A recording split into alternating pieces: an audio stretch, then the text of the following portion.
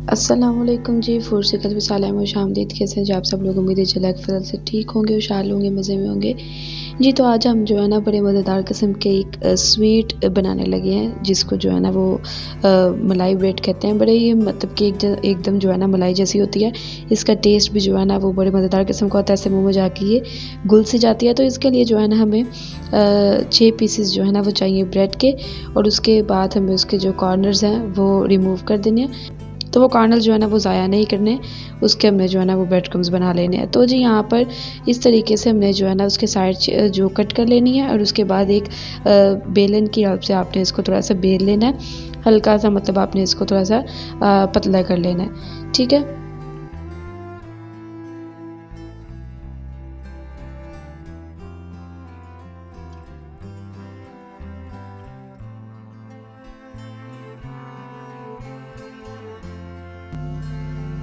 तो जी यहाँ पर हमने जो है ना ब्रेड के पीसेस बेल के रख लिए हैं साइड पे। उसके बाद यहाँ पे हमने 3 टेबलस्पून कंडेंस्ड मिल्क लिया, उसमें हमने सूखा दूध ऐड किया तकरीबन 2 टेबलस्पून, ठीक है।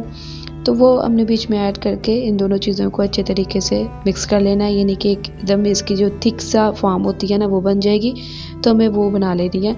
तो इसको मिक्स करके हमने रख लेना है साइड पे।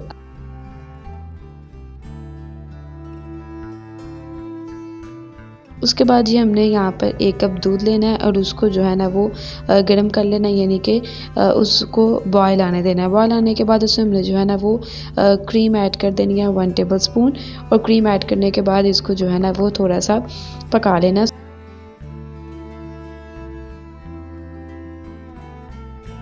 उसके बाद यहाँ पर हमें जो है ना वो हाफ़ कप जो है ना वो दूध चाहिए, और उसमें हमने जो है ना वो 2 टीस्पून वनीला कस्टर्ड के जो है ना वो ऐड करने हैं। तो यहाँ पर जो है ना वो इतना फ्लेवरफुल जो है ना वो हमें नहीं चाहिए, बस इसीलिए हम यहाँ पे वनीला कस्टर्ड यूज़ कर रहे हैं।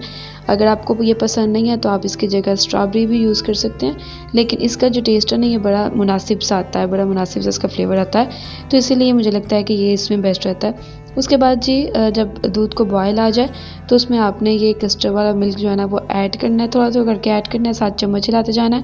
नहीं तो ऐसा होगा कि आपका जो कस्टर्ड है ना वो नीचे जाके बैठ जाएगा, ठीक है, तो उसको उठाना मुश्किल हो जाएगा। तो बस जी आपने इसको जो है ना वो मिक्स करना है, थोड़ा-सा इसको पकाना है, तो कंसिस्टेंसी में आ जाएगा। बस हमें इतना थिक चाहिए, ज़्यादा हमें थिक नहीं करना। अब हमने क्या करना है कि हमने एक स्लाइस जो है ना वो उठानी है, और उस पे हमने जो है ना वो जो स्पून है ना इसका ये ऐड करना है, और इसको थोड़ा-सा हमने जो है ना वो इस तरीके से बंद कर देना है, ठीक है। बंद करके हमें इसको जो है ना जिसमें आपने सर्व करना है उस बोल में आप इसको रखते जाएँ।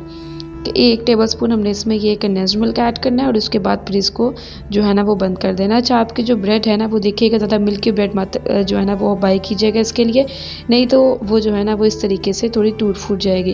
तो आपको जो है ना वो मिल्की ब्रेड नहीं लेनी इसके लिए, जो सिंपल जो होती हैं छोटी ब्रेड्स होती हैं आप वो भी ले सकते हैं। विदाउट मिल्क आप जो ब्रेड है वो ले सकते हैं। तो उसके बाद इस तरीके से बना के आपने जो है ना वो बाउल में रखते जाने हैं।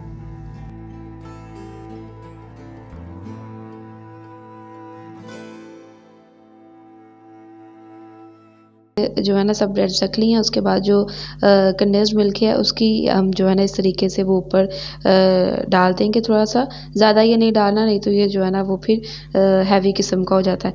और उसके बाद जो हमारा कस्टर्ड वाला मिल्क है थोड़ा-सा थिक जो है, उसको हमने इसके ऊपर ऐड करते जाना है। ये थोड़ा-सा अभी गर्म है, लेकिन अभी हम इसको जो है ना वो फ्रिज में रखेंगे, थोड़ा-सा ये नॉर्मल टेम्परेचर पे आएगा, तो ये जो है ना मस्त किस्म का लगेगा।